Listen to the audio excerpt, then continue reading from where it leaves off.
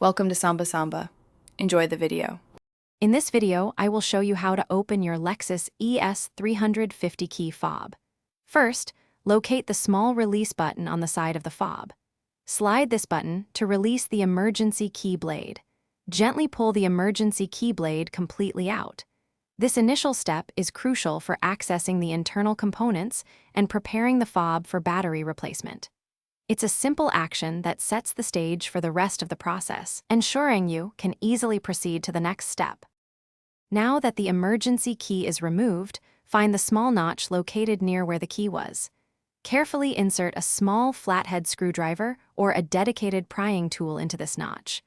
With a gentle twisting motion, you can separate the two halves of the key fob. Take your time with this step to avoid damaging the plastic casing. The goal is to create a small gap, allowing you to fully open the fob. Once the fob is open, you will see the coin cell battery inside. Before removing it, note the orientation of the old battery, typically with the positive side facing up. Carefully pry out the old battery.